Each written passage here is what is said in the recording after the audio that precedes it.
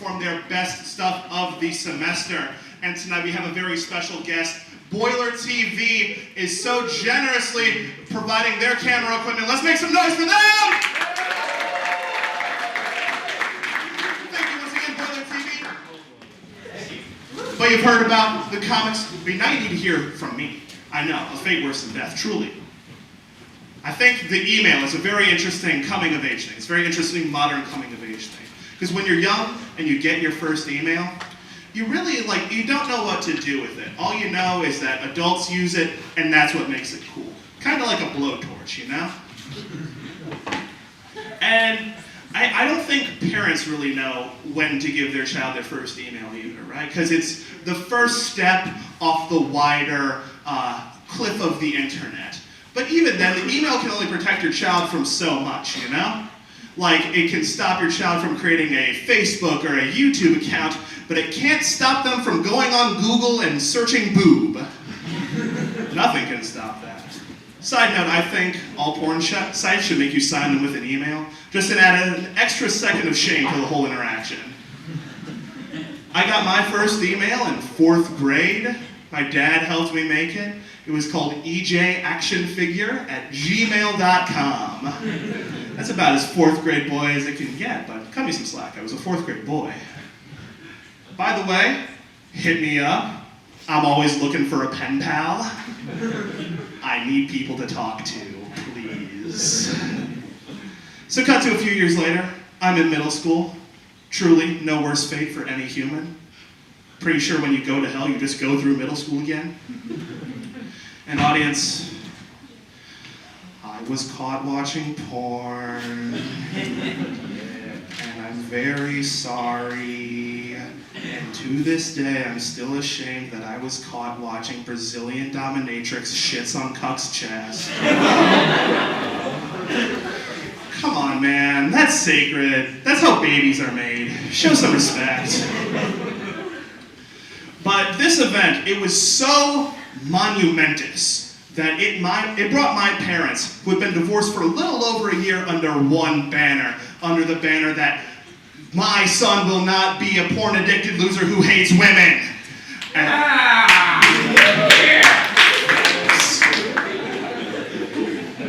Honestly, I think my parents missed the mark. I think if I'm into dominatrix porn at 13, then the issue is I respect women too much. But, you know, they're going at me. And my mom, who had recently come out as a lesbian, she says, I knew this would happen. I knew this would happen. And this is all your fault. And she points at my dad. And suddenly, the whole energy of the room has changed from unease and fear to wild confusion. Immense confusion. And my mom continues. She goes, well, John, my father, if you hadn't given him the email name Ejaction Figure, then maybe we wouldn't be here. What a leap that is. Firstly, how many 7th graders are referring to it as ejaculation? Right? Why would a 7th grader be interested in porn? Perhaps it's because he's a 7th grader. Perhaps it's what all the cool kids are doing. Perhaps it's genetic. Both of the people involved in my conception liked boobs. I think there's a good chance I'd like them too. But according to Mom, it was the email. It wasn't an email account name, believe it or not, that made me the man I am today. It was a 5th grade boy named Ricky. And Ricky introduced me to a website called sexygirlpics.com. And it looks exactly how it sounds. That website, it sounds like the plot point in like a mid-2000s stoner comedy, right? Like Harold and Kumar get human trafficked. They log on to sexygirlpics.com, click a pop-up, and get abducted by dark web hitmen. That'd make a good movie. I'd watch that. I judge people a lot based on their movie taste, you know? Like if we're hanging out and you say, hey, let's watch hit 2010's movie Step Brothers. I will not trust you to perform any actions that require major motor function. I can't be trusting you with that. But if you approach me and say, hey, let's watch hit 90s comedy, Office Space, I will father your child. Be you man, woman, or Brazilian dominatrix. If you got good taste in movies, you can ejaction over any of my figures you like. And that's enough out of me. Please welcome our next comedian to the stage. If you know him, you'll love him. If you don't, you will. Sam Zahida!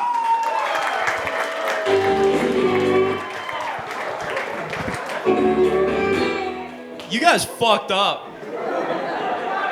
Good Lord. Number 4 engineering school in the world, ladies and gentlemen, can't figure out how to play a YouTube video. EJ said that if you know me, you love me. Not true. And if you don't know me, you will. But in order for you guys to love me, you got to get to know me first. So we're going to start at the beginning. Our story begins years ago in a faraway mystical land known as Ann Arbor, Michigan. We're in a small church on the countryside. My mother and father were fucking and sucking. And 9 months-ish later, my brother starts to be born. Starts to be. We're not out of the woods yet. The woods being my mother's vagina. My brother's in the slip and slide of life, which is another term for the vagina. There's gonna be a lot of metaphors here, so if you're not an English major, get working. And he gets trapped. He starts to suffocate. The doctors try their hardest to get him out, but they can't. He's trapped. A lot of his brain matter dies. And as such, my brother, who was meant to be a completely regular baby, was left with a condition called cerebral palsy. Cerebral palsy is a disability. My brother is hella disabled. That's the medical term, hella. But a lot of people seem to insist that he's not disabled, he's differently abled. And that's not true. I don't like that term. I object to the different part of that term. Because here's an example of two things that are different. Classic example, apples and oranges. Apples and oranges are different because one of them tastes like an apple, and the other tastes like an orange. But as a thought experiment, what if one of them tasted like an apple, and the other one couldn't walk? Now that's a little more than just different. Comparatively speaking, my own birth was pretty standard. I was born at a very young age. 9 months prior, my parents were back at it again, like a shitty sequel. They were fucking and sucking, and they were humping and dumping. And 9 months later, I was born. Although it wasn't quite I was born via a C-section, which, for those of you who don't know, the C-section was invented by a maniacal serial murderer who thought it would be really cool to split open a pregnant woman's stomach like a watermelon. And the medical community saw that and they thought to themselves, nice.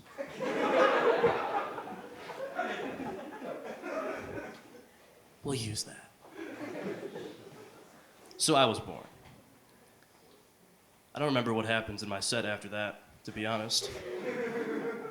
I went and met my fellow comedians before this started, and one of them had a Word document printed out. I was like, you can do that?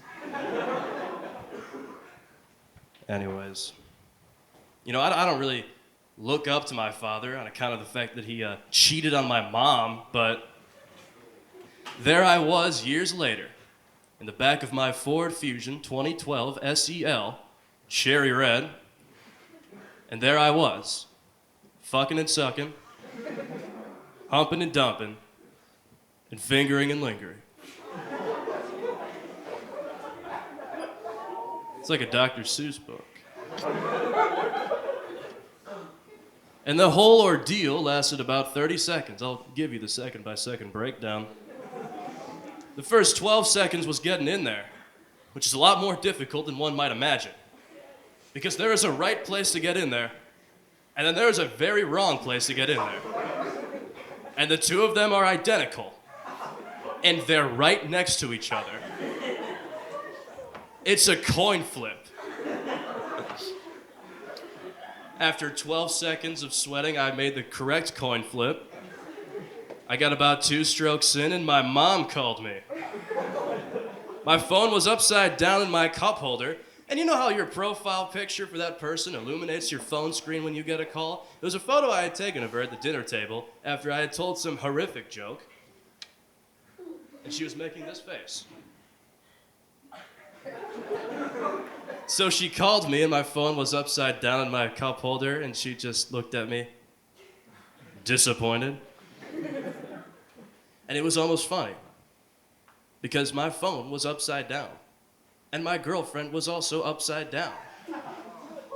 It was as though my mom was participating in the event with me.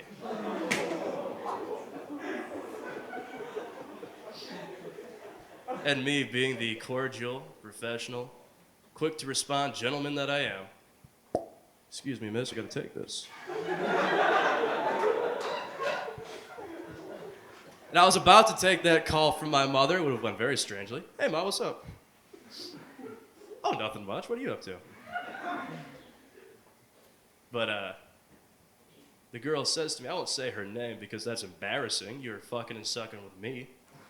She says, well, you know, your mom's gonna be mad at you anyways, and, you know, why don't we just finish up? And I'm an engineer. We're trained to weigh the trade-offs and limitations of any given solution. I said, that's a great idea. I got back in there for another 17 seconds. And it was a high-stress situation. I've never, in my life, nutted that hard. That shit was 50 caliber. And to this day, I'm surprised it didn't burst out the condom and go out the back of her skull.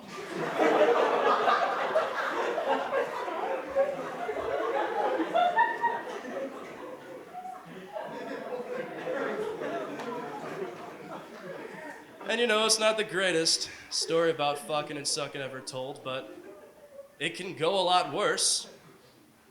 You know, it happened with my brother, so all in all, I'm pretty happy with how it turned out. But, you know, I pitched that joke one time, the apples and oranges joke. I pitched it to a girl in my engineering class, and she said to me, have you asked a differently abled person what they think about that? She was horrified. So I asked my brother what he thought, and he just said,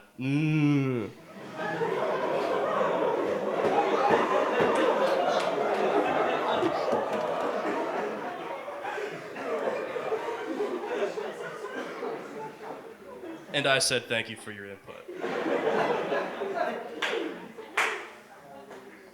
And there you have it, folks. You know, someday I hope to be the greatest stand-up comedian in the whole world, but you know, for now it was nice to just meet all of you.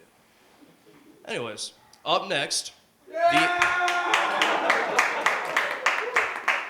the M in her name stands for Most Wanted, and she's third on that list too. Please welcome up Madison.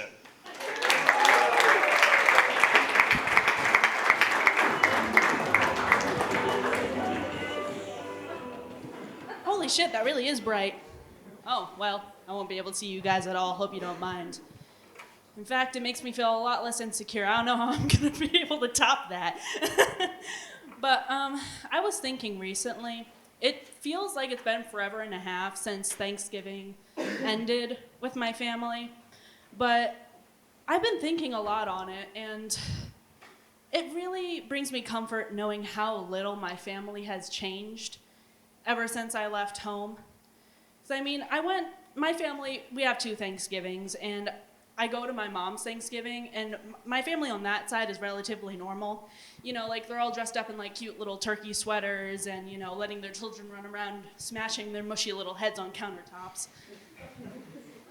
Yeah, eating cheese and crackers off of a glass platter. It's all very wholesome. And then immediately after that, I went to my stepdad's family's Thanksgiving. And the thing you need to know most about that side of my family is that they're a bunch of chuckle fucks. but I love them dearly. The moment I stepped into my grandmother's house, she came up to me and said, "Did you know that your stripper cousin is driving to San Diego in a 1986 Toyota?" I did not know that, and I honestly really didn't need to know that, Grandma, but thank you very much for the thought. And meanwhile, while she's telling me this whole long-winded story about my stripper cousin, who is my cool cousin, by the way, because she doesn't punch me in the face every time I try and talk to her. Her fucking demon chihuahua is over there in the corner, just like...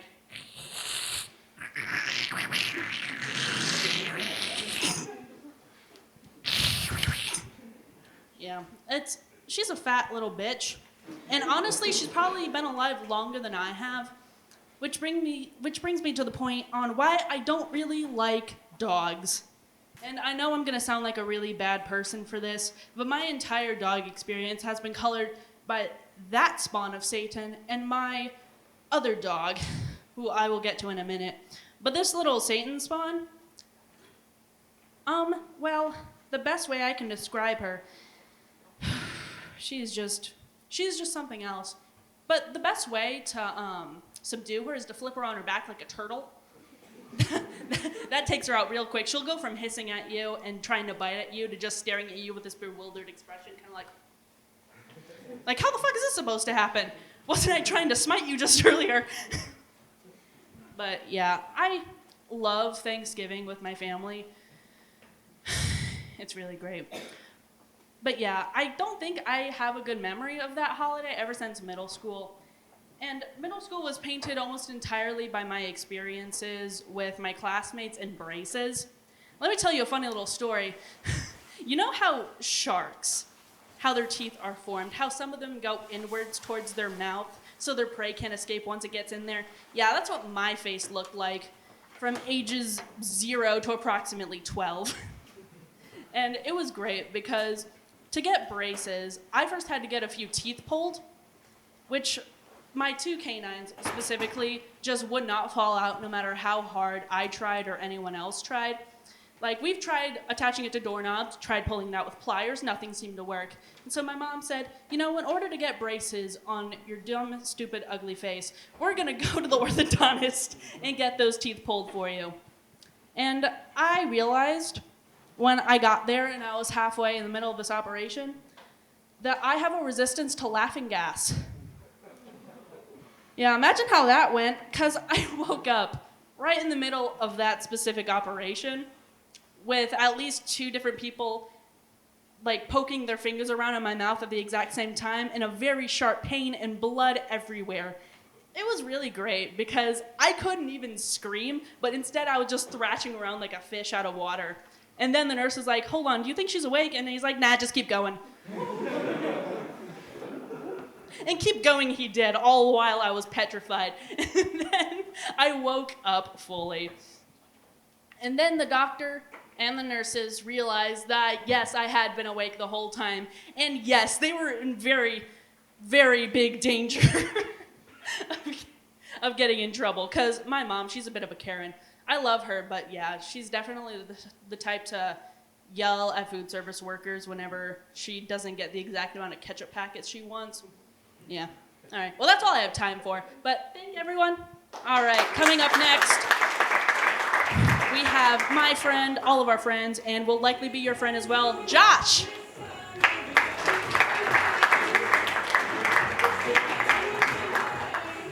Holy shit. It's great to see you all. I can't see any of you.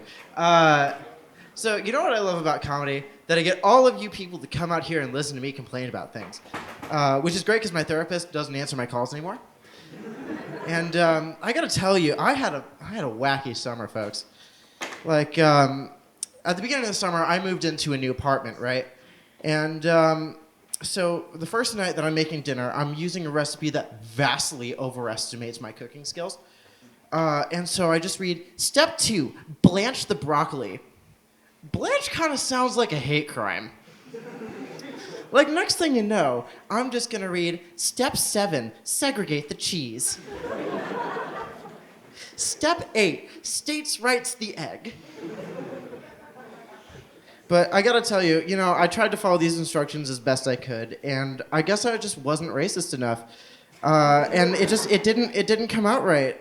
So I guess screw me for trying to make QAnon casserole. But later in the summer, my woes continued, right? Where I got into a lot of trouble with the Canadian TSA. Yeah, all 4 of them. Actually, twice. Yeah, I know, me, right? All 5'8" of somebody who, quote, has the build of the Pillsbury Doughboy. Thank you for that one, EJ. Anyway, back to my somewhat international terrorism. I get pulled over, right? And so they use like the swab on my bag, and it's supposed to be less invasive, but they're going to town, right? And so after my bag feels like it just got a thorough colonoscopy, they put it in the detector, right? Alarm bells start going off. Danger, TNT. Now, a lot of people would say a lot of different things in this situation, but this was the second time I had been pulled over in an hour. So my line, absolute genius, was, that's funny. Again? There are very few things that are worse to say in that situation. The only candidates I can think of are A, I have a gun, and B, I'm a strong believer in states' rights. Now, by this point, I am getting swarmed by all 4 members of the Canadian TSA, as well as their vicious police golden doodles. And they're ripping apart my bag, and they're interrogating the hell out of me with the classic Canadian tactic, a good cop, better cop. And so by this point, right, I have 1 guy on each leg, 3 guys on every orifice, and so I'm just trying to get these guys to take me out to dinner first. Like, I'm in the middle of a Vancouver airport, chaos reigns, right? And just say to these guys, you guys come here often? What are you doing after this? Like, the only couple things I could say that are worse than this are A, I'm a proud supporter of states' rights. B, I have a gun in my ass, be careful. Or C, is that a taser in your pocket, or are you just happy to see me? And so when all is said and done, the officer just comes up to me and he says, hey, so funny story. Great thing to hear from a TSA officer. Turns out the swab can't differentiate between contact solution and bombs. Now, have a great day. Sorry for the inconvenience. Hang on a second, buckaroo. That's a rather important distinction, wouldn't you think? Like, that's kind of like saying the federal government can't tell the difference between an eyeglass world and Osama bin Laden's hideout. That's like saying Osama bin Laden is an ophthalmologist according to the FDA. But, after I got home, I didn't have much time to recover my dignity. Because I did the most humiliating thing a person can do. That's right, lifeguard at a kid's summer camp. And, this one little girl, absolutely destroyed my self-esteem more than the Pillsbury Doughboy comment. She just goes, are you having a baby or did you just eat too much food? She just fucking walks away after that. I don't have time to respond. I have to sit there in my ruined pride. And the thing is, she thought it could genuinely go either way. Like it was a genuine question, which makes it worse. Oh, man. But, some of the kids would say even weirder shit to me, Where, one kid just goes, can you please take your pants off? Man, you like that one. Have you ever been hit on by a child? Don't worry, me too. And so, I'm like, kid, you're 7. Also, I'm not ready for a relationship right now. I'm just not there yet, buddy. And so, his response to this was just, no, take your pants off. Okay, ladies, is this how you feel at Triangle for meetings?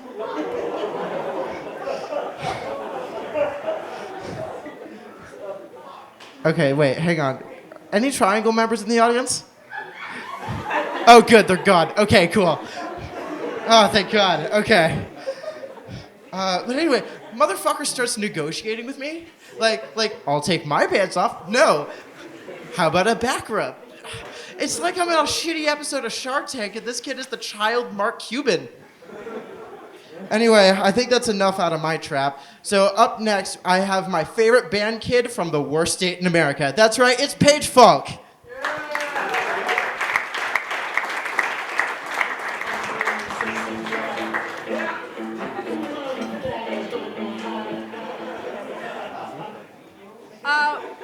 My last name isn't Fuck, by the way.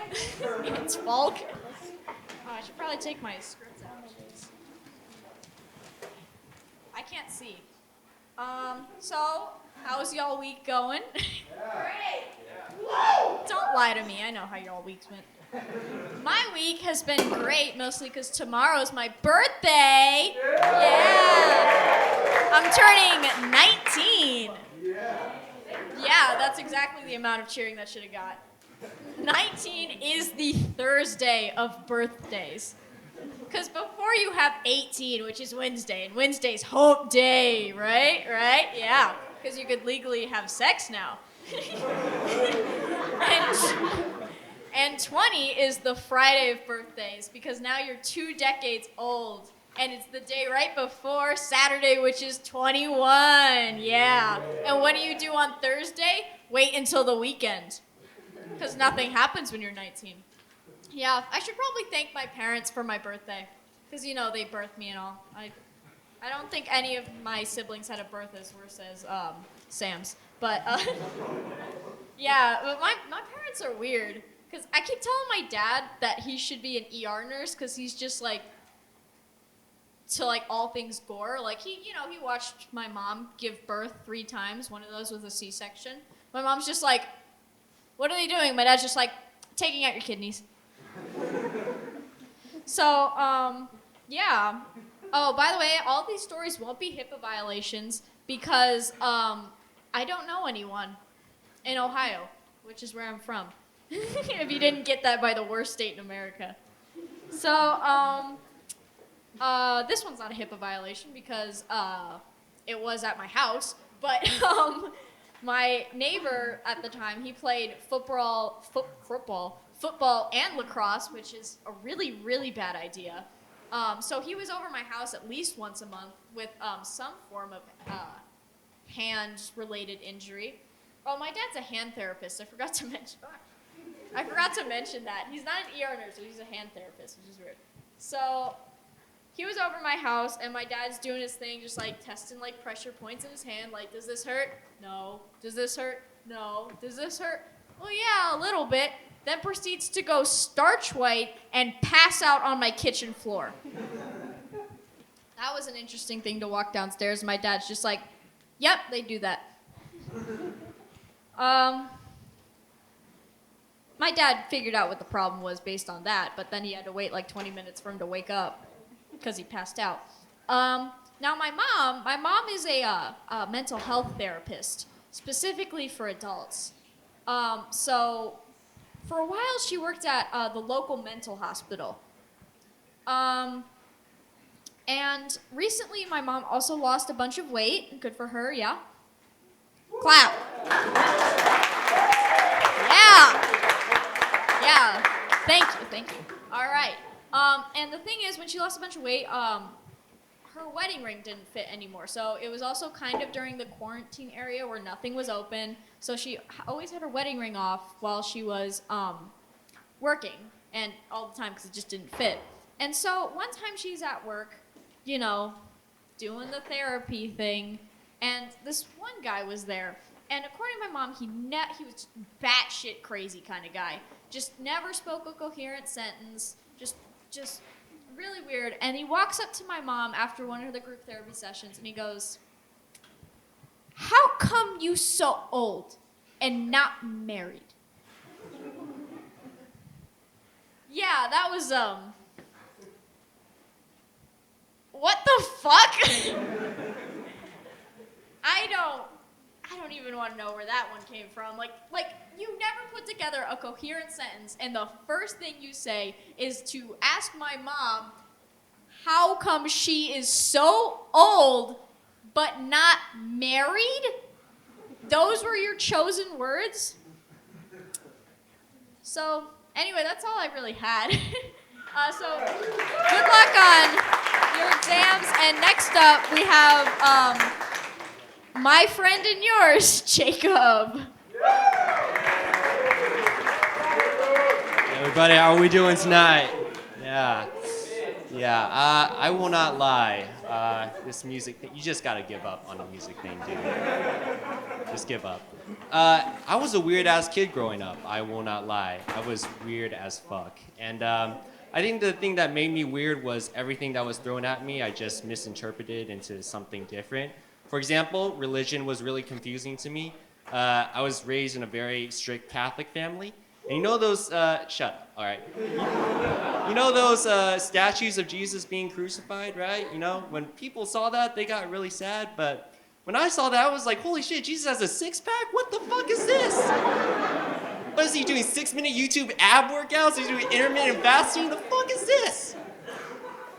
Parents are also very scary growing up, you know? I think the fact that they can change personalities so quickly is what makes them terrifying. One moment they're around you and they're like, okay, mommy loves you, Timothy. Mommy loves you. Why don't you go play over there with your friends? I love you, sunshine. And then the next moment when they're with their friends, they're like, oh my God, Timothy is such a bitch. Let me tell you something, Marsha, okay? He peed his bed and he's 5 years old. What a fucking dumbass. I don't know why I love that joke so much. But, you know, I think the fact that I was a weird kid, it made growing up a lot harder because when you're growing up, you have to like figure out a lot of rules society throws at you, and one of those things are fashion. Now, I'm not the best at fashion, okay? I would just say that I'm okay, but recently I've been trying to get better at it, and I recently had the occasion to test my fashion skills. So my friend's funeral came up, right? Hang with me. This is going somewhere, okay? And, you know, people go there wearing what? Black suits, black dresses, right? Like, when I went there, I was like wearing a Life is Good t-shirt, okay? And I was like going down the aisle like a fucking runway model, okay? People couldn't take their eyes off me, all right? Some people were crying while looking at me. It was fucking awesome. Another thing that always pissed me off were jobs. I worked as a cashier for 2 years, and that was the most boring job I ever had. It did have its moments, though. This one lady said something that I will never forget. She came up to me, and she said, "You're that Japanese woman."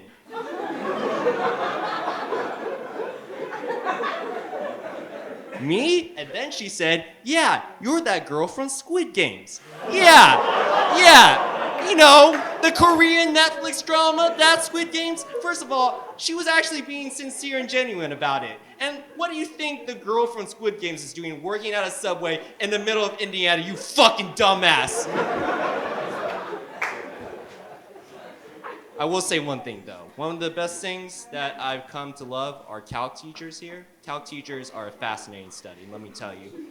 And I think the thing about calc teachers, right, is that their talents are being put to waste, okay? They should be doing something else, like teaching how babies are made. Now, I know you're confused, but let me explain, okay? If calc teachers showed how babies were made, this is what they would look like, okay? Let me just show you. Okay, class, everybody settle down. We got a lot of work to do today. So we're gonna go over equation, which is sperm plus egg, which equals whole lot of trouble.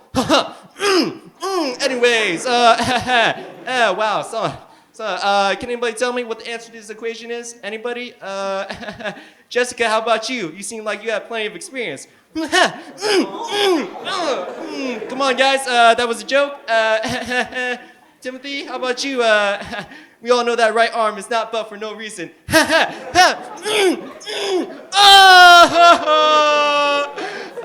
did my wife leave me? I just wanted to make her laugh. That's my time, everybody. Thank you so much. Up next, we have the next comic, Pandora. Come on, everybody, give her a round of applause.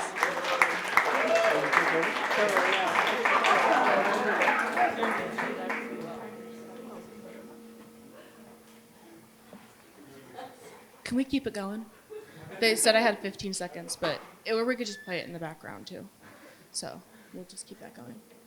Okay. Sorry, guys. Oh my gosh, it's so bright. Since the last time you've seen me, I know you guys you've had a burning question on your mind, right? What's Pandora want for Christmas? So,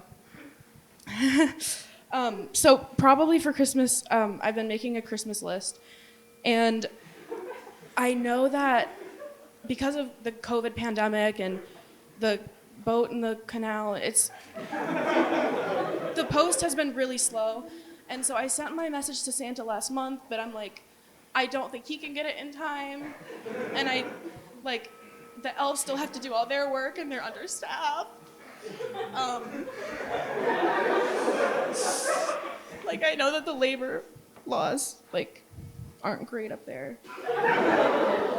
So it's a hard time of year for me, but I was hoping there's the rule that everyone is connected somehow. I'm sure one of you guys knows Santa. Or someone who knows Santa.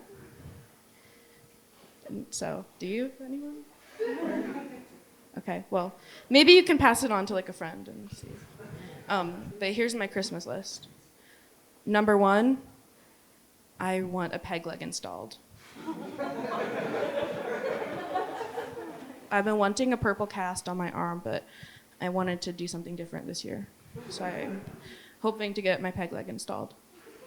My other Christmas gift is I want someone to start a popsicle business selling decked out popsicles, with whipped cream and sprinkles and all that.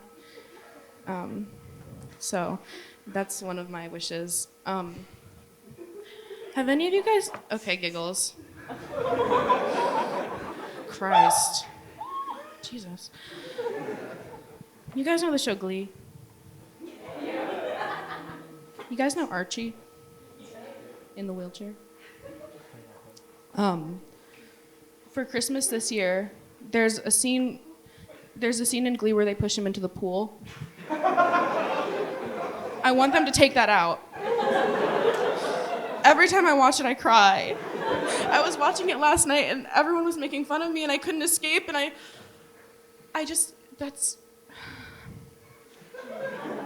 sorry. My mom is in the audience tonight. She really...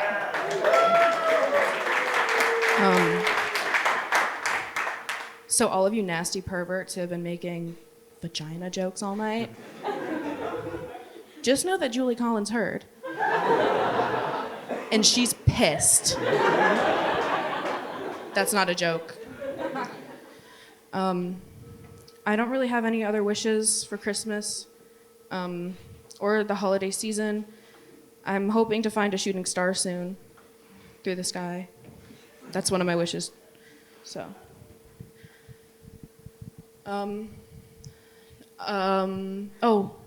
Why? Well, am I out of time? How much time do I have? I just wanted to talk to you guys a little more. I like having the spotlight on me. I'm ready for my close-up. Am I right? Get that on a t-shirt. Ready for my close-up. So, that's probably tap out there, so. Thanks, guys. Now he's got cocaine in his bloodstream and he sure does act like it. Please welcome Willie!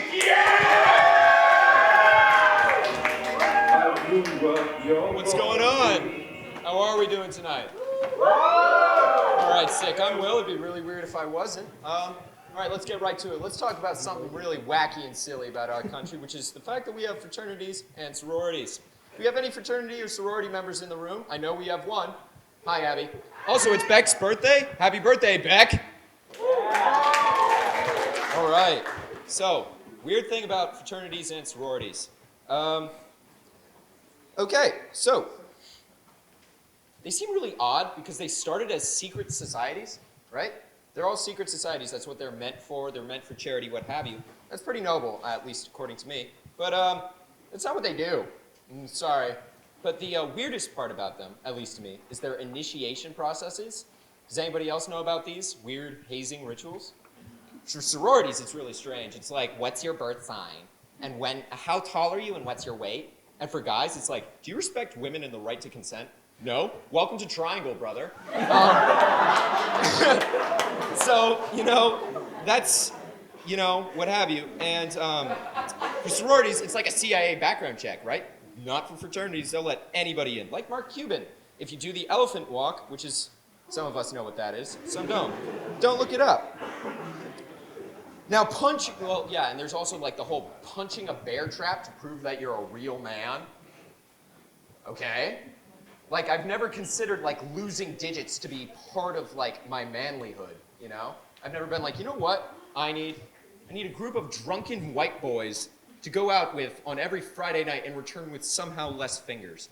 Well, that's a dark joke. All right, so here's the thing. I worked a job at an ice cream store. It was pretty fun. The name of the shop, I wish I was making this up, is Wheezy's of Kerala. Wheezy's, yes. Yeah, that's the sound you make after getting punched in the stomach. So I don't know why they were like, you know what? That's what we need. That's what we need for our cream shop. You know what? Let's sell some cold, sweet cream and make it sound like you got punched.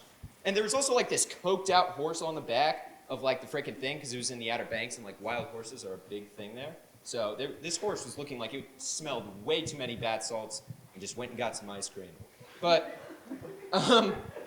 so everybody who's ever worked a retail job has like those weird stories, and this is mine. So I was doing my job, what have you, having a good day. Well, not really. I was working, but, I was earning that paper. Got to pay for college somehow, And so, I'm working, right? And I hear these voices enter the shop. And good Lord, they were British. So my American instincts kicked in as I heard governor and in it. And I wish I was joking, but those were the two first words uttered. And it was like, am I living in like a Willy Wonka stereotype world? Like, what the fuck? So then I'm like, all right, hi, how are you? Welcome to Wheezy's, what can I do for you? And they said, we'll take some ice cream cones, what have you. I was like, you guys aren't from here. You guys are probably from across the pond. And I was like, they were like, yeah. So I was like, so I like to engage in a little bit of playful banter. Apparently they do not. So I said, what's it like driving on the wrong side of the road? And I wish I was making up their response, but they seemed like they had it locked and loaded. What's it like having women enslaved to their ovaries and losing your children in schools?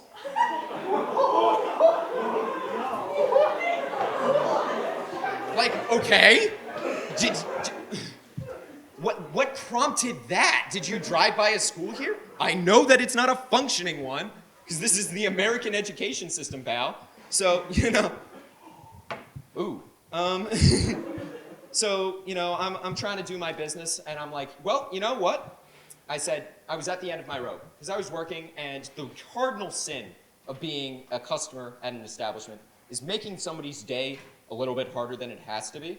Like, that's like the one thing. Like, I'll do anything I need to do, just don't interrupt me as I walk out, what have you. They made my life palpably worse, so I answered the question. I was like, all right, fine, bitch, let's do this. So I was like, well, getting shot is better than being stabbed. And to that, they took great offense. They were like, no, not really. And I was like, yeah, we execute people by firing squads here, not by stabbing. And they did not like that one at all, as is probably present. And so I'm working, And they're like, you know what? I would never bring my child to an American school. You're in Britain, bro. Like, chill the fuck out. Like, and so I'm finishing up, I'm getting them their ice cream. And they keep talking, yap, what have you. And my coworker, who's a, crazy libertarian, who's, QAnon, all that shit, I often joked with him which JFK he wanted to vote for. But his son, or his current body, he does not like that at all. I think I just have a thing of pissing people off. So, so yeah, I'm doing my thing. I'm scooping ice cream. I'm like, all right, let's do this. You know what? They ordered 2 scoops each of mint chocolate chip, which is an objectively bad ice cream flavor. So, fuck you guys. It sucks. It's like a toxic green. Nothing should be that green unless it's on a tree, right? It's like this comes out in this ooze, right? And once it starts to melt, it starts forming a whirlpool, and you just have to kind of get at it. Because we have spoons, right? We can't freaking so we have to get this liquid come into like an ice cream cone and have to be like present them with like a semblance of dignity. So I'm like wobbling over to them, these people who insulted my country, which has problems, don't get me wrong, but like, is it just me, or whenever somebody insults America from like a place you don't respect, like Britain, you turn into prime George Washington? Like, you know what? Like, pal, guess what? New York City's way the fuck cooler, and we have like 4 of those. So, you know? So it's like, go take your freaking like beans on toast, and I'll enjoy my hamburgers, right? And so I'm getting them their ice cream cones. I'm like waddling over there, like spilling it all over myself, you know, doing the freaking crab walk like this. And so I'm just like, and I let them go on, and then I say, George Washington whispers into my ear. He's like, Will, hit him with the business. So I did. And the last time I spoke to those people, I was like, will that be cash or credit, ma'am? And then I walked out. My coworkers did not appreciate that, but I felt it was cool, you know? I was like, you know what? Leave on a high note, or at least leave on a low note, you know? It wasn't really a sassy comeback. That wasn't like, you know, pow! That'll ruin your day, but, you know, the queen died, so they're not doing too well. Yeah, rip Queen Lizzie! So, you know, did you hear that they're making goth coins now? That they're, like, inserting, like, a black rim around the current, like, British pound? It's very silly. Very silly. When JFK got murked, we were just like, you know what? Let's go invade Vietnam. Right? You know what? Let's cool off. Let's instill democracy. You know, we had George Bush here, so that seems to be a recurring theme of, you know what? Fuck it. We're going somewhere. You know. So speaking of Syrian things, me and my friends, you know, once had an idea, a bold idea. Who knows what the Bass Pro Shops Pyramid in Memphis, Tennessee is? Yeah, all right, we've got some rednecks in the room. Let's go. Yeehaw, indeed. So, in case you don't know, it is a giant fucking glass pyramid in the middle of nowhere, Memphis. Like, there's the city, there's like a mile, and then there's just this pyramid. And they're like, yeah, Bass Pro Shops, right? Why? Like, why not build a cool tower or some shit? I guess they needed to be different and quirky. So we got together, me and my friends, and we were like, you know what we need to do? We need to affirm our redneck status, and we need to go on a pilgrimage. A pilgrimage to where? None other but the Bass Pro Shops Pyramid in Memphis, Tennessee. So we go onto the internet, and my friend Michael Bailey, this isn't like he used the dark web or nothing. He Googled this shit. He Googled Syrian eBay, and up pops Trivibaba, which I'm pretty sure is a combination of Hotel Trivago and Alibaba, which is Chinese Amazon, apparently. So we're on there, you know, just massive ads for like what can only probably be heroin, right? And we're just like, so we see this school bus, and it has gunshots on the side of it. And knowing what the American education system is up to, we knew where those bullets came from. So, yeah, thank you. So we were like, and guess the price? $40. I don't trust that. So then we got off the website and his computer broke. Like that thing shuddered. It was black. It started hissing. We were like, holy shit. We called the priest because it was a Catholic school. You know, we called the priest. We were like, Father Tom, get in here. And he was like, oh no. Porn? And we were like, no, Father. Syrian school buses. And he was like, ah. Trivibaba? And we were like, and you know, while I was writing this joke, I tried to go back to Trivibaba. It's down. It's down. It's, you know, what's really worrisome about that is that the ISIS videos are still up. You know, the ones where there's like a guy sawing off somebody's head, saying, death to America. And then there's, you know, but no, you can't let us have a little fun and get a freaking school bus and go to Bass Pro Shops Pyramid in Memphis, Tennessee. That sucked. Anywho. Following me is my current father figure, Jacob Stout. Give it up, folks. Let's go. Yeah. How's it going, guys? It's great to be here. Get this thing off the screen. I am a huge fan of Batman. Did you guys know that Batman's greatest fear is actually bats? That's crazy. Yeah. That'd be like if my superhero name was Intimacy Man. The suit would just be like cargo shorts and a polo. Powers would be fear of commitment and erectile dysfunction. Instead of the Batmobile, it's just a giant pickup truck, except that was already taken by another hero, Tiny Penis Man. I like Batman, but I feel like he's overcompensating. Like, he put a jet engine on the back of his car, and he always talks like this. Nobody who's secure in their manhood does that. He's got that big sign, the bat signal, to let him know when the city needs him. But really deep down, I think he just wants to be needed by a woman. And it wasn't always like this, because in the 60s, Batman was silly. He was a silly detective that ran around in tights. And now he's fighting political corruption and radical libertarianism. I am Antifa. Back in the day, all the villains would set up these harebrained schemes. It'd be like, oh, I'm gonna put beans in the water supply and give everybody terrible gas. Not on my watch. I am anti-fart. We got the fart joke out of the way. We can move on from here. I want to be more like Batman, but I'm not super strong or tough or intimidating. But what I can do is I can kill the parents. Now think about this for just a second, right? If Batman saves 1,000 people in his career, that means I can kill 499 sets of parents, and as long as one of those kids turns into Batman, I've done the world a favor. I did that joke one time. A guy shouted at me from the audience. He goes, "Fuck you, I'm an orphan." Yeah, you and 498 other guys. I was so disappointed. I went out of my way to brutally murder that guy's parents, hoping that he would turn into a superhero. He just grew up to be a heckler. I just hope that one day he becomes a parent, because then I can kill him. Right. Yeah.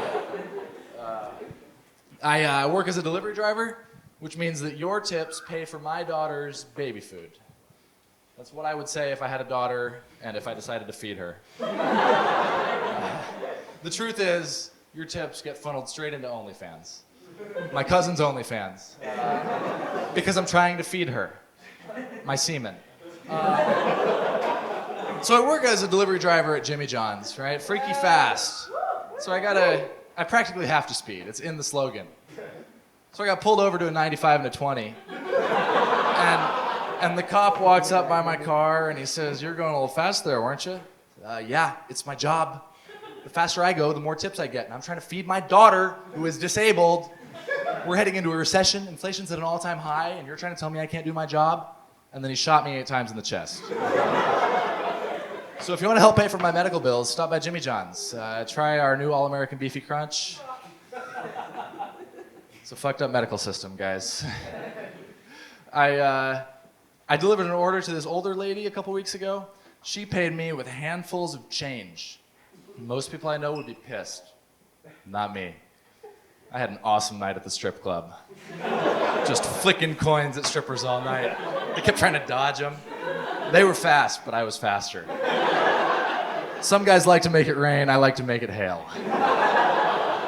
There were so many bruises the next morning when my cousin woke up. That's her other job. She's very hungry.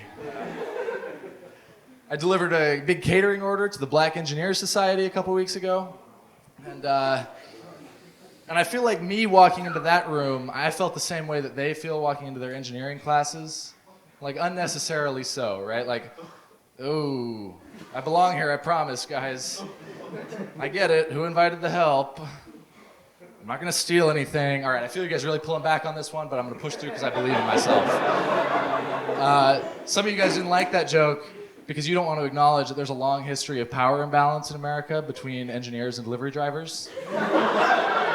Maybe if you were more woke, you'd realize that your superhero name is Afraid That Joke Was Racist When It Really Wasn't, man. I think being a preacher is way easier than people realize, because with a little bit of mental gymnastics, anything can be a metaphor for God. Anything. Like, I locked myself out of my home this morning, just like some of you have locked yourselves out of a relationship with the Lord. I took my 5-year-old daughter to the bank the other day to set her up an account because she needs to learn to save her money. You know what else she needs to learn to save? Herself, for marriage. I beat my wife. Just like the sun beat down on the Israelites when they were stranded in the desert for 40 days and 40 nights. Open your Bibles to Exodus, please. You guys have been great. I'm Jacob Stout. Next up, we've got my good friend, Avery Schaefer.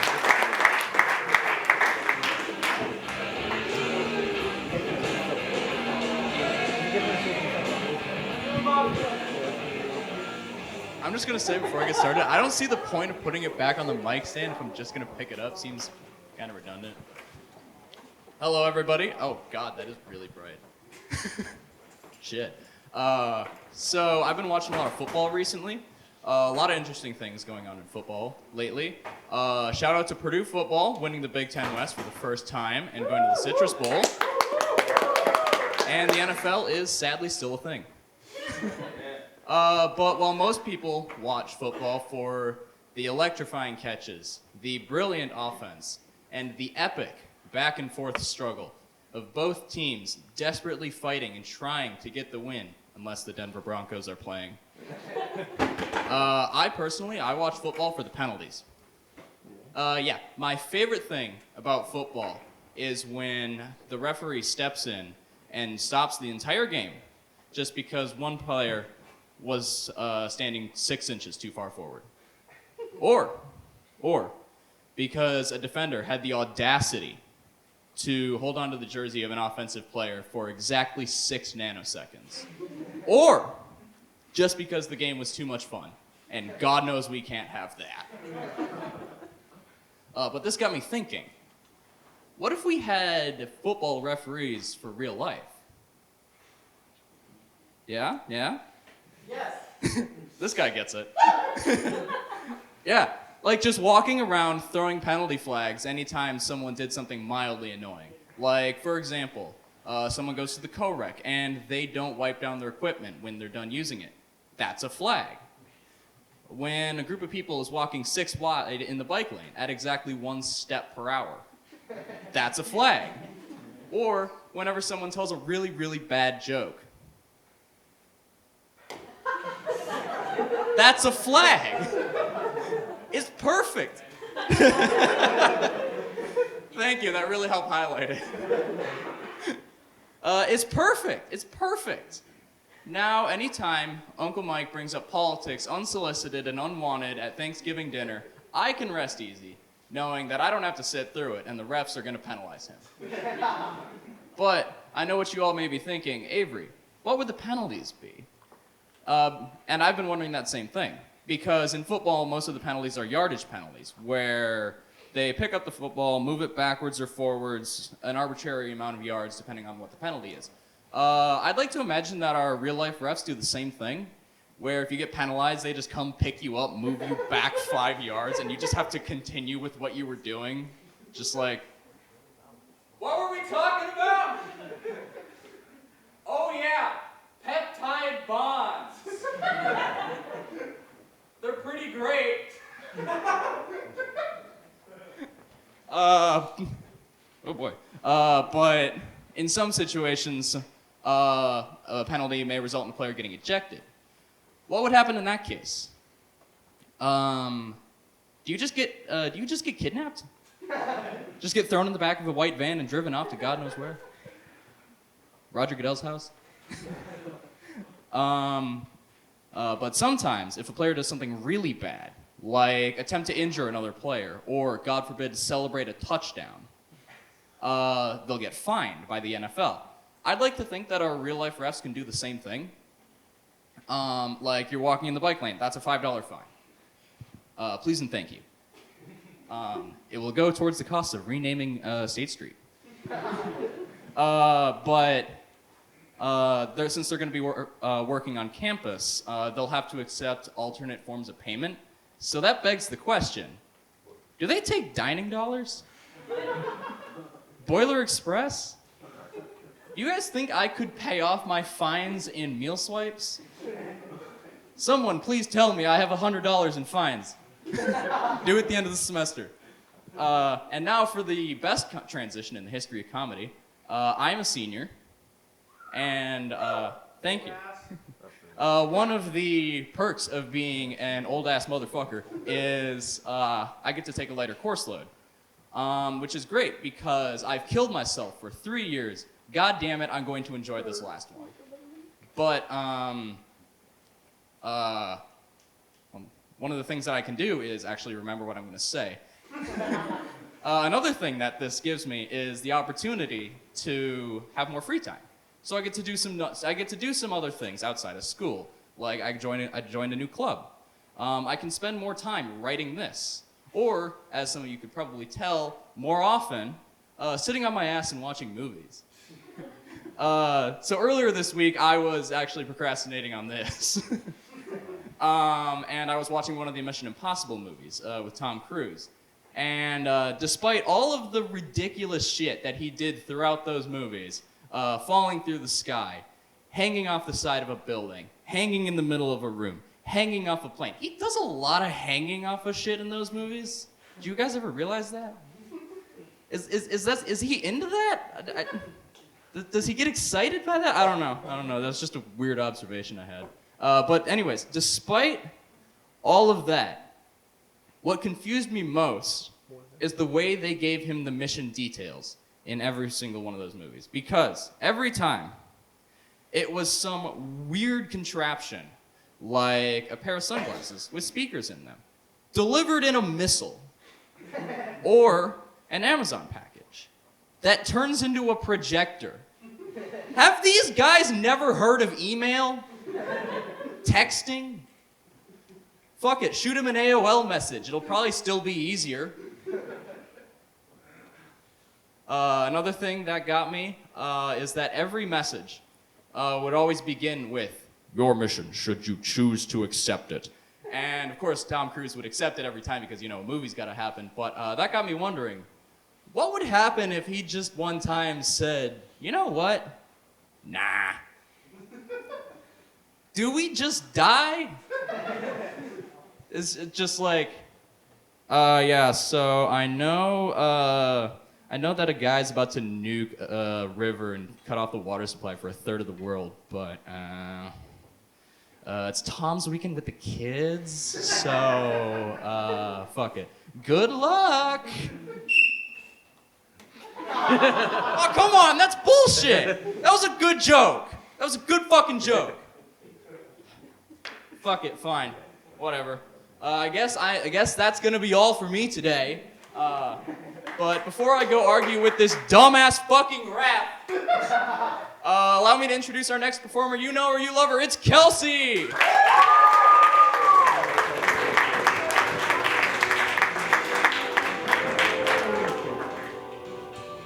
Wow, we're really sticking with the shitty PowerPoint presentation here, aren't we? Oh, if it's not broke, don't fix it, I guess. Anyways, winter break's coming up. I'm thinking about going to my old job that I had over the summer. I worked at Walgreens. I don't think it's going to be the same, though, because I don't know if my favorite customer is going to be there. I worked in retail all over the summer and all in high school. And one thing that working in retail has taught me is that retail is the one place where a 20-year-old woman and a 65-year-old man can be friends, and Twitter won't call it grooming. I worked at Walgreens. One of my favorite customers was a 65-year-old man. His name was Jeremiah. He was from West Virginia. And Jeremiah came in every single day. And he bought two things. He'd buy the Chicago Times newspaper and a bottle of Svedka vodka.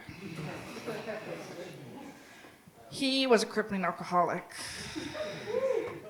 And when I say crippling, I mean motherfucker would come in shaking at like 10 in the morning, like, you know what I want. I was a little worried for him, I really was. He would come in sometimes for a couple days, and I'd be like, fuck, he died in a car accident. Like, that's the only way that this makes sense.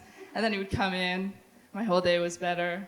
It got to the point where we knew each other so well that we could tell when each other were having bad days. Like, he'd come in, I wouldn't be smiling, he knew exactly what to say to make me laugh. He'd come in for the fourth time that day. Fourth bottle of Svedka. It was because the horses were losing. Being an alcoholic and gambling does not match. One of the really bad things, though, about having your favorite customer be an alcoholic is that it's a lot like dating a mentally ill person. Like, there's a really sick part of you that hopes they don't get help because then they'll leave you. Like one day he came in and he was like, "Oh, Kelsey, like, I'm quitting this alcohol thing. Like, I'm done. Like, I want better for myself and my kids." And I was like, "Oh, that's great. You know what we should do? We should grab a drink after work." That sounds lovely, doesn't it? Yeah. I don't obviously hope to become an alcoholic when I'm older. Like, my life plan isn't like graduate college, go to med school, become abusive like my dad. But, you know, there is a part of me that does hope that one day when I'm in an AA meeting, I look over and it's him. And we lock eyes. It's like a Hallmark movie moment. And we live happily ever after. We got any mentally ill people in the crowd? Yeah. That always gets them. Jesus fucking Christ. I experience manic episodes, mania. I have bipolar disorder. Having bipolar disorder is like the fucking worst because you have no good celebrities to be like, oh, they also bipolar disorder. Like depression, you got Robin Williams. OCD, you got Howie Mandel. Bipolar, everybody's like Kanye. I don't think I need to tell you why that's a bad thing. My least favorite part about Kanye being bipolar is when Kanye is Kanye, people are like, oh, just because he's off his meds. Like, I don't forget to take my meds and suddenly I'm like, I would look really good in white. Feel like burning some crosses today. Like, that's not how that works, you know? On the other side of the coin, there are celebrities who have like manic disorders and they're like, oh, I do my best work. Like, being manic is amazing. It's like a breath of fresh air. It's like you could see the world for the first time.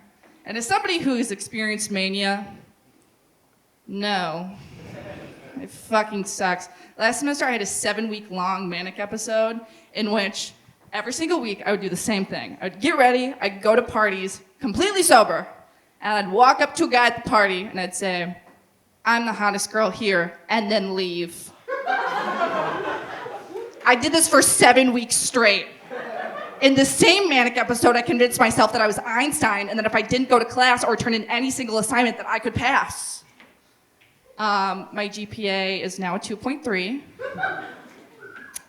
Having some rough times. If you can't tell, I'm a bit of a man hater. I hate men. So I have a list of things here that I don't think men should do. I'm gonna read it for you guys. Give me 1 second. We gotta get to it. The anticipation. Okay, things men shouldn't do. Number 1, cigarettes. I think men shouldn't vape. Vaping is like really cringy. I think women should be able to vape. So I guess it should be more what men should do. Like, don't be such a pussy. Smoke a fucking cigarette for once in your life if you're a man. Like, I should not see a man vaping. Or, like, do some chew.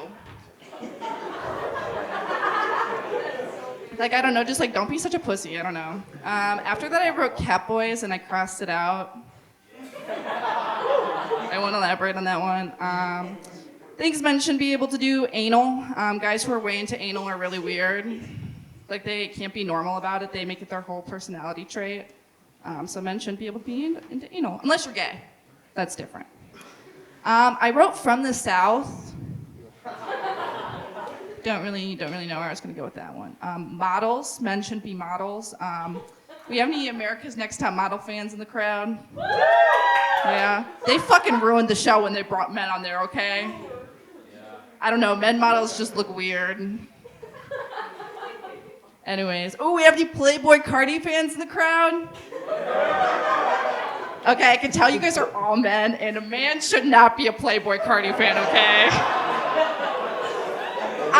I went to a Playboy Cardi concert over the summer, and I was in the crowd. First of all, you get there, and every fucking dude in a 20-mile radius is like, Vamp, Draco. And it's like, shut the fuck up for once in your life, okay? So I get there, I'm in the crowd, and I was alone at this concert, and this guy comes up to me. Oh, meanwhile, we're in the mosh pits. This is like not a discussion zone. He comes up to me and he taps me on the shoulders. And this all happened with a 5-minute span, by the way. He asked me for my name, where I went to school, and then he was like, okay, I'll be right back. And then immediately got into a fist fight.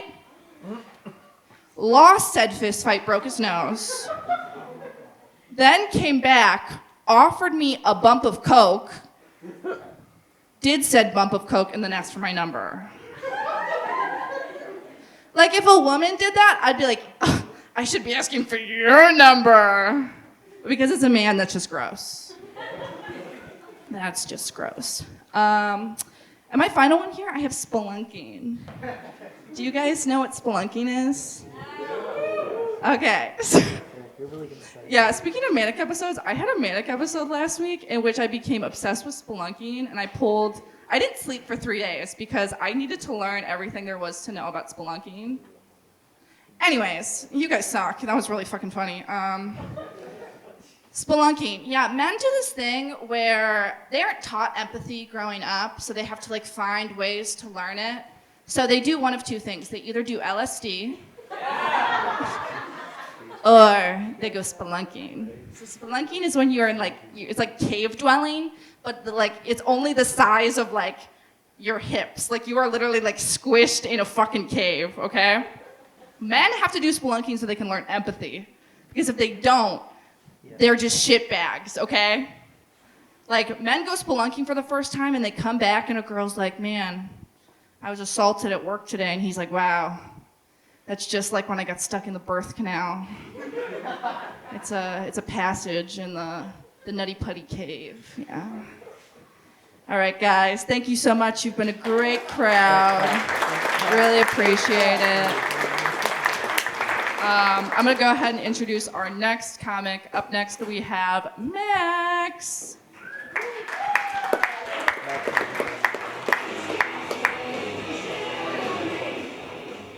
Hello, everyone. Thank you for coming out. It's great to see people coming to support their local elders in the comedy scene like me. For anyone that's unaware, I'm well into my twilight years. I'm 23 years old. And I'm at a point in my life where I'm not scared to admit, just like the song said, that teenagers do in fact scare the shit out of me now. It's a lot bigger of a deal than I thought it was going to be when I was a teenager, but hey, whatever. Now that I've hit a certain age, though, and as I can see the sun of my life as it fleetingly dances beyond the horizon, ushering me into a new chapter, I'm a bit scared because, it's a new chapter. I'm graduating imminently. And as we all know, graduating is sort of the collegiate equivalent of dying. And don't worry, Mitch Daniels is going to send me to a nice farm upstate. I'll be able to run and play with all of the other graduates. I'm looking forward to it. But, it's a big change, and it's forced me to evaluate a lot of stuff in my life. Chief among those is my relationship with alcohol. Because I'm a firm believer that you cannot be an alcoholic while you are a college student. With a notable exception, like if you got to take 2 tequila shots to get through calc lecture, maybe talk to somebody. But if you want to go out Wednesday, Thursday, Friday, Saturday, and get mimosas at brunch on Sunday, A-okay in my book, But the trade-off there is that there's absolutely no grace period after you graduate. That shit hits immediately. We should all walk off of the commencement stage directly into a 12-step program. Like you go up, you shake Mitch Daniels' hand, he gives you a very concerned look, hands you a diploma that has the number for an addiction specialist printed on the bottom. Like every graduation ceremony in America should be held at your local community center right before that week's AA meeting. It'd be great, because you get to skip the whole introduction scene. Everyone just heard your name get read, But I'm worried because at my age, I'm no longer a youth. Everything from this point is me on the outside looking in. And I gotta say, what I'm seeing on the inside scares and angers me. And I worry that that will be the case until I inevitably blow my brains out 20 years from now. But, yeah, thanks. But there's some things that I think are pretty cool. I think a big movement that we see in a lot of the youth today is people aren't as religious and not strictly identifying with one group or another. And I think that's pretty neat for reasons I will not go into for the sake of your comfort. You're welcome. But as a result of that, you hear a lot of people, I'm sure you guys have met some, they give the whole I'm spiritual, I'm not that religious, I just don't like the church, that type of shit. Hey, cool, that's great, good for you. Just once though, I would love to meet someone who's the exact opposite. Someone who's out here yeah, I'm not that spiritual, I'm pretty religious though, I don't really fuck with Jesus, but the Catholic Church is an organization, those my boys. someone who saw the movie Spotlight about them covering up all the priest stuff and was like, oh, this looks like a cool club to be in. Like, they got robes and candles and shit. Sign me up. Like, you know, like, but there's a lot of stuff that I see in the youth today that, not even general trends, but just experiences I've had with the youth that make me worry. I was talking to a friend of mine recently. He was telling me about his girlfriend that he'd been dating for a while. And I was like, oh, how'd you guys meet? He was like, oh, we actually just had a couple mutual friends. We met and we started doing, kind of casual friends with benefits thing for a while. Started dating after that. And I was like, oh, that's great. How long were you guys doing that before you, made it official? And he was like, oh, I think 2 years or so. I was like, Jesus, dude, that's a long ass time. I told him, man, if you wanted to fuck people without consequences for 2 years, you didn't need a friends with benefits. You just needed to join the House of Representatives. From what I see today, anybody can do it. All right, everyone, thank you very much. And now, please give it up for my fellow mechanical engineer and the official third place recipient of the Mallet Design Suite Challenge, Kenny Mayberry.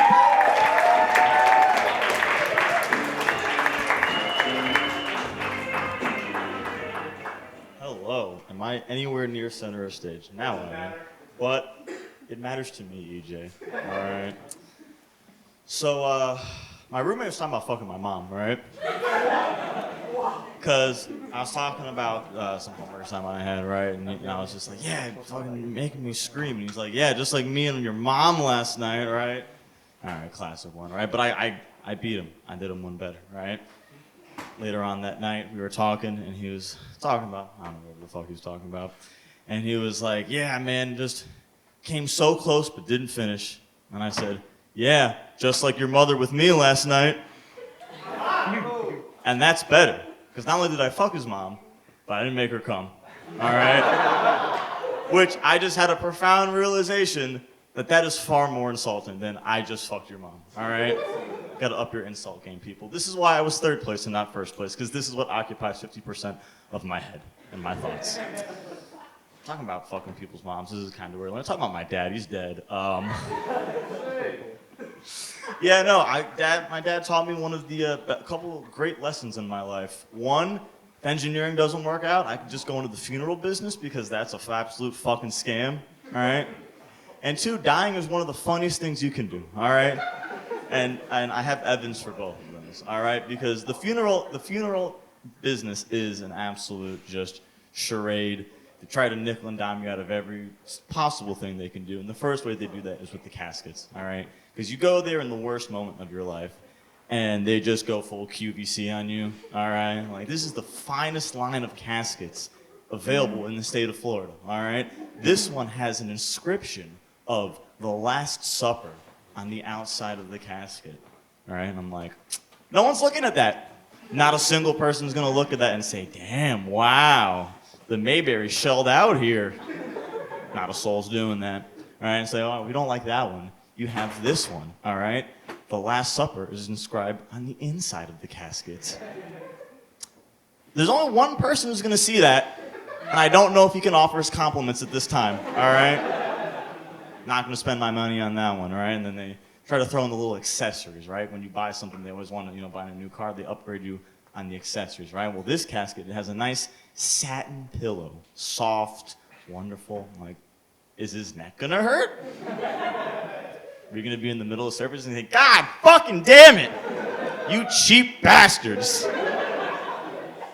Not gonna happen, right? Well, he was put in a mausoleum, my father, right? So that means that the casket has to be metal. And that was a good thing for us because we could find the nice, cheapest casket that we could find. Olive drab green, beautiful, all right? Looked like we were burying my father in a 1950s refrigerator, all right?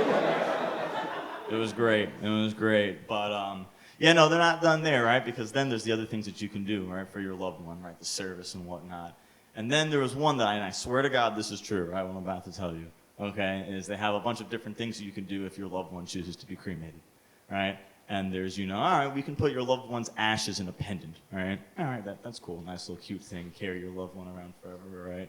It's like we can carry your loved ones, you can put your loved one's ashes in a pendant and then inscribe their name on it. Well, that's nice, carry their name around, right? you can put your loved one's ashes in a pendant and put their name and their fingerprint on it. Like, all right, what are you trying to do, steal his fucking identity? All right, give the thief the fucking luckiest day of his life. All right, come on, man, all right? But then, when you get to the ashes, this is the last part, right? And again, I swear to God, this is true, all right? I've made a lot of jokes in my comedy career about having sex when I was a virgin, all right? This story is true, okay? The story I'm about to tell you is true. All right, so you're flipping through the book, right? And then it's a photo of the Earth from outer space. And it says, send your loved one amongst the stars. And I'm like, Let me investigate this further, right? It says, we here at whatever funeral parlor, right, have a special relationship with an aerospace company for the low price of far more than you should reasonably be able to pay, all right? We can vacuum seal your loved one's ashes and put it on a trip to the ISS. At that point, their ashes will be softly ejected from the command vehicle to orbit the stars for the rest of time. First of all, what the fuck? And secondly, but not nearly as importantly, all right, the ISS moves at 17,000 miles per hour, all right? That motherfucker's not resting in peace, okay? There's no resting involved, all right? And also to my roommate, if you're in the crowd, that's the OG motherfucker, right? Put some respect on his name, all right? Think about it for a little bit, all right? Yeah, no, so I don't know, that's a big scam, right? And then the other part of what I said is very true, all right? The dying's one of the funniest things you can do, all right? Because a lot of times, life is very hard, you gotta laugh at it, all right? You know, trauma in your life, just have a giggle at it. I think that should be the motto for this club, all right?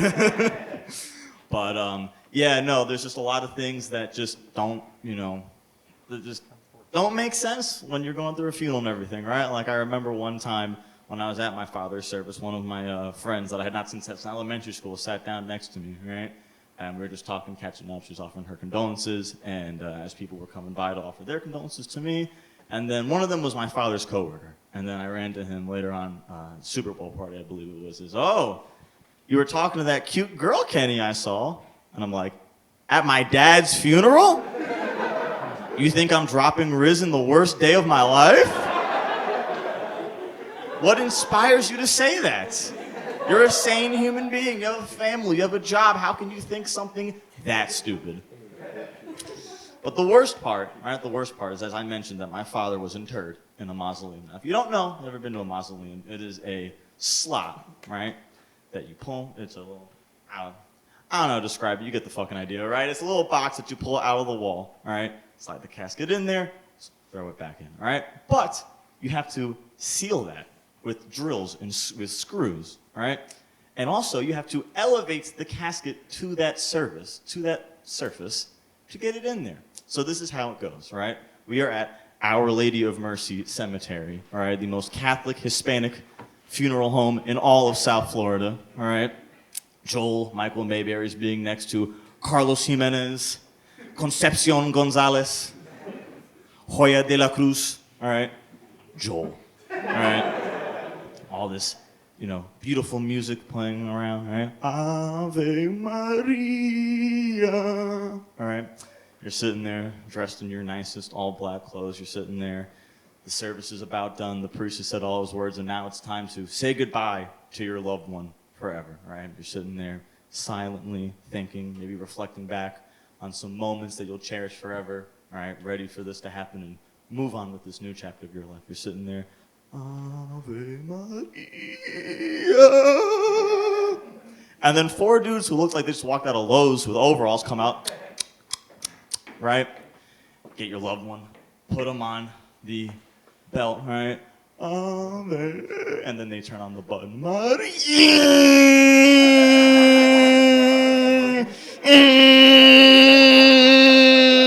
Maria!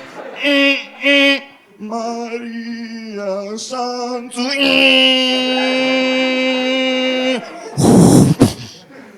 Get the screwdriver. Maria!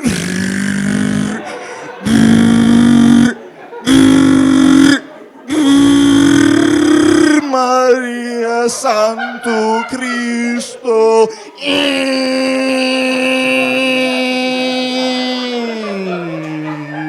Maria Santo Cristo. All right, now that's going to be $5,000.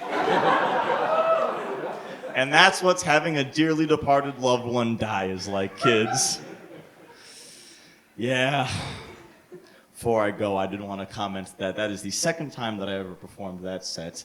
The first time that I performed that set was October 2nd, 2019. It was my very first ever performance at the Purdue Stand-Up Comedy Club. So I just wanted to take my last moment to give my very sincere thanks to this club and everybody in it.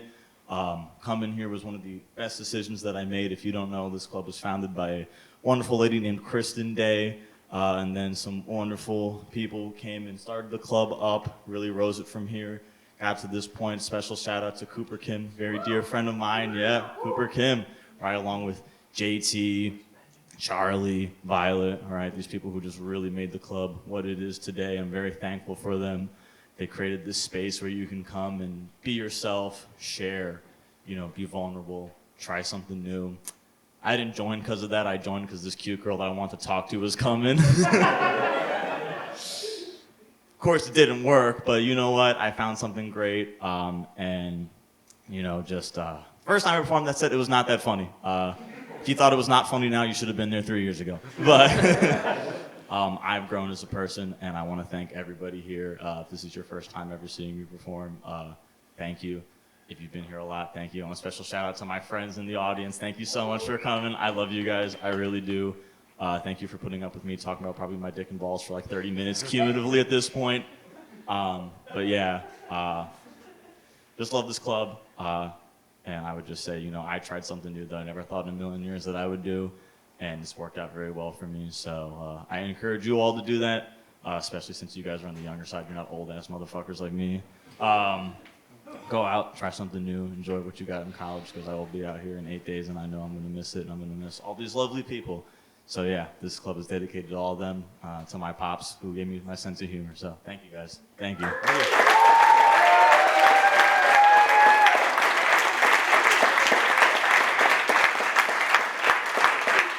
And to wrap it up, we're going to finish with one of the real founders of this club, amazing person.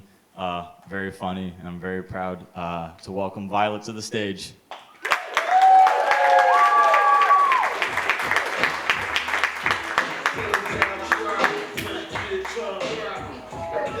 I don't know what that bit is. Thanks, Kenny.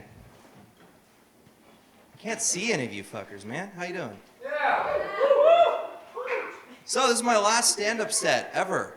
It's kind of weird. I imagine the reaction to that sentence is probably gonna be, oh my God, fucking finally. But, I have a weird relationship with this whole stand-up comedy thing. Been doing it for like 4 years, and I'm still not necessarily sure why. 4 years ago, I thought, well, it's fucking cheaper than therapy, right? I mean, this is basically just therapy with more people. I say all the words, you have to listen to all of them. I get to vent all of my unhealthy, dark thoughts to a crowd. But instead of medical treatment, you guys just make me insecure. So, basically just as good.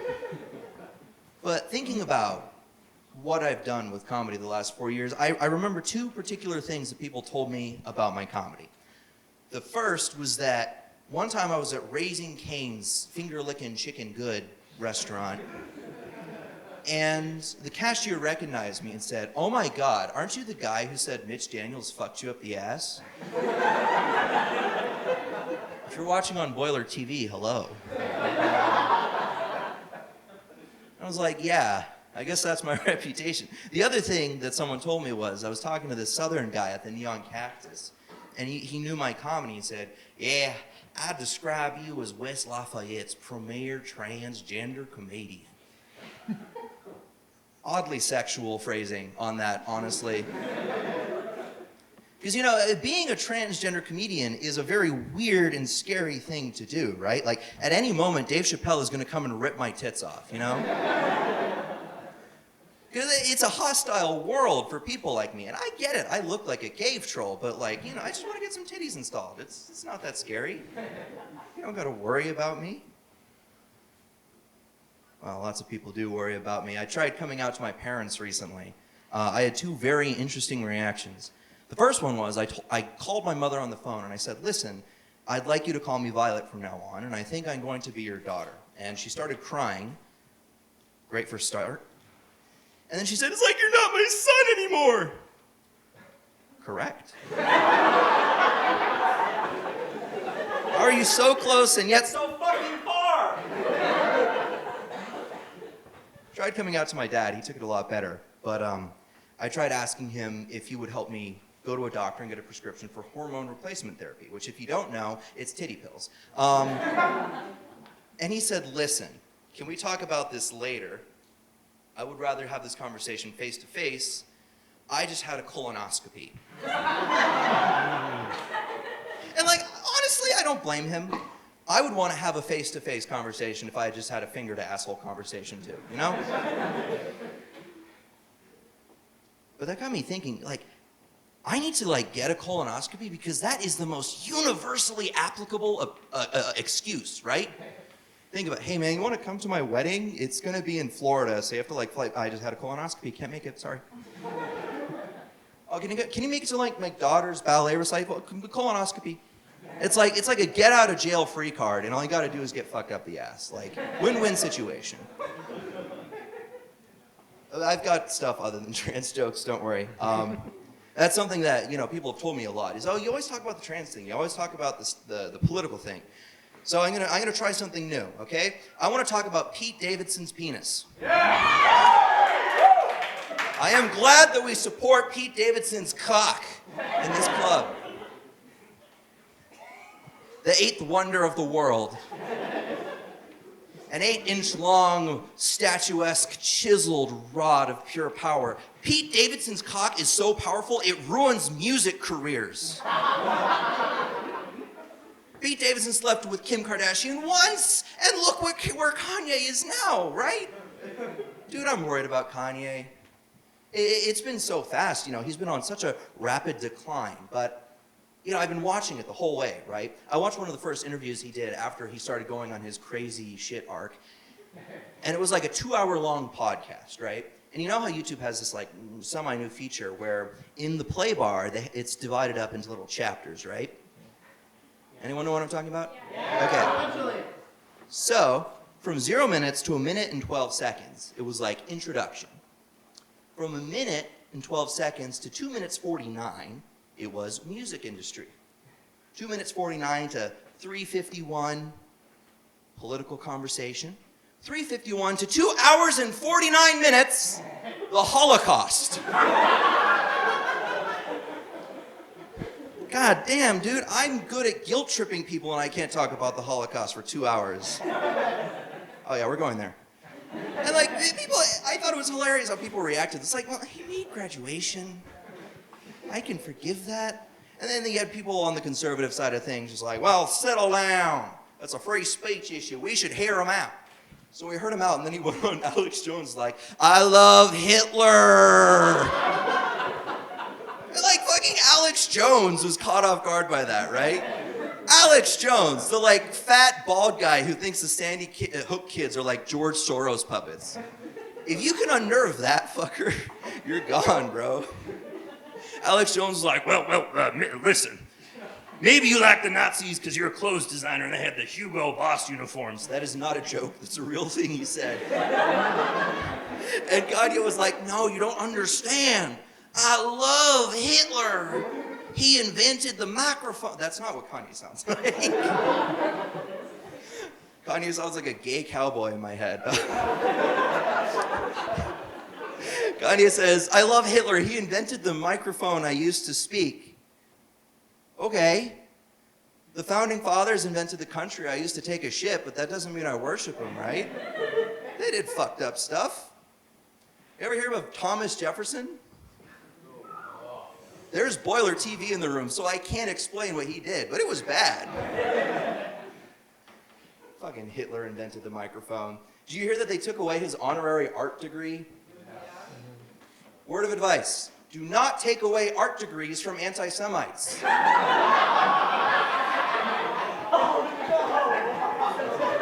I can think of at least one example where that didn't go very well. And like Hitler was also kind of like a slam poet, He'd go up there, das hast du reingefit! That's basically Kanye. You've heard American Boy, it's the same thing as a Hitler speech. I'll get off the topic. I went to Chili's recently. Are you guys excited for how I'm gonna loop this back to Kanye? No, but Chili's is a religious experience for me. I have no idea why, but like, it's one of those restaurants that like you walk in, you put your foot on the tile and your foot kind of slides, you know? Because they haven't mopped that shit since the 70s. And like, if you take your fingernails to the table and just go, you get like a line of like fat. That's how you know the food is good. My favorite thing about Chili's is that they have the best fucking menu. There's like normal shit, and then there's shit that was just you know, they got like the $10 fajita plate. Bellissima, mamma mia, bada boopy. It's delicious. It's an Italian restaurant. That's why I'm doing that. Yeah, and then they have like Southwestern egg rolls, which are Chinese egg rolls with sour cream in them. And they're also an abomination against God. You take a bite into the Southwestern egg roll, and it's just like, I have AIDS now. So me and my friend, well, I know, it was a bunch of my friends actually. I got dressed up in a gay little outfit. I wore like a skirt and thigh highs to go to fucking Chili's. The waitress was quite the character. She sat us down. She's like, "Welcome aboard. Will you be wanting the margarita?" The margarita of the month was Halloween themed. It was the vampire blood margarita with like blood orange juice. It was disgusting, but it was $4. I know it was $4 because she convinced me to buy one. It comes with vampire fangs. That be the selling point. She was very adamant that the vampire fangs were the selling point of the fucking drink. I was like, well, is there anything else? It be having vitamin C. Are you gonna serve me a fucking cooked parrot? What is this? Stop the bit. I don't like it. So I ate my mediocre Chili's food. It really sucked. It was bad. Chili's, you gotta do better. Chili's, if you're watching this, thanks for using Boiler TV. And then at the end, what the waitress did was, you know these like fucking weird little iPad things that they have at restaurants? You know what I mean? Oh yeah. Yeah, you can like pay $4 and just have your kid lose themselves in shitty games. It's pretty cool. She like picked it up and was like, "Listen, I need you to give me 5-star feedback on all of the things. It's very important." Like, she was really hard. Like, she railroaded me into the margarita. She high-speed railroaded me into giving her positive feedback. And I was ludicrously uncomfortable with that because I realized in that moment when she was in my face, she had a glass eye. And the glass eye had the Chili's logo in the iris. This woman rides and fucking dies by the Chili's logo. That story is not true. I hope none of you were convinced that it was. If you are, I have something called an NFT I'd like to sell you. No, listen, it's gonna replace art. I hired an AI to make some shitty images of monkeys, and now they're worth $4 million. If I knew it was that easy to scam stupid people, I'd just like move to Kansas and run for Congress. Fun fact, if any of y'all are ever out of career options, you can do that. Just take you need at the most let's say $11,000 to buy a 4-story mansion in Kentucky. Then you just say you hate the trans, say you hate the gays, you should build a wall and they'll vote for you. It's that easy. Then you have job security, then you have health insurance. Pretty fucking cool. But you know what an easier grift is? President of a state university in the beautiful state of fucking Indiana. I want to give a farewell to someone who's graduating along with me, my dear friend Mitch Daniels, a former lover, a current enemy, slayer of the English department, Did you know that you can like write letters to him? You can like communicate with his office? They never respond, but I know they read them. I know they read them because I met Mitch the other day and I saw fear.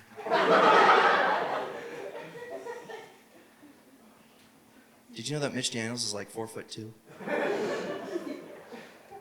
That's not related to literally anything else. I just wanted to call him out on it. One of my letters that I wrote to Mitch recently was about Chick-fil-A. I have a lot of opinions about Chick-fil-A. The chicken is fucking mediocre, and you're all cowards who refuse to accept that. Thank you, person I can't see because of this bright fucking light. I wrote to Mitch, why do they give you only one sauce packet when you order Chick-fil-A? They do not give me two! Sorry. It's your fault. And the problem is, if I ask them for additional sauces, they're like, it's gonna be extra. What do you mean it's gonna be extra? It's a sauce. Just take it and put it in my hand. I'll walk away, and the problem will be solved. But they didn't do that. So now I'm going to expose Chick-fil-A, just as I exposed it to my friend Mitch. Call me. The secret ingredient to how they make Chick-fil-A sandwiches is that it's like any other chicken sandwich you've seen. They take the bun. They take the mediocre piece of chicken, pickle, cheese. Second bun. Secret ingredient, they lift the bun, and then they yell, a homophobic slur onto the burger! And they place the bun back down and they serve it to you. The secret ingredient is bigotry. This connects to Mitch Daniels. Did you know that the person who's the governor of Indiana gets to appoint the Purdue Board of Trustees? Did you know that Mitch Daniels appointed the majority of people sitting on the Board of Trustees today? Did you know that the Board of Trustees appointed Mitch Daniels to be the president of Purdue University? Did you know that Mitch Daniels is having fucking State Street renamed after him, which of all the streets, why pick State Street, right? I don't want to be renamed after something that everyone fucking hates, like Stadium Avenue, right? Yeah, where are my Stadium Avenue haters? There's nothing to hate about Stadium Avenue. You're all sheep. And now he's going to run for the Senate. So the reason I brought this up is that is evidence that my proof of going to a fucking dog shit state and running for Congress works. America is a meritocracy. All you have to do is you gotta hate the queers. Thank you and good night.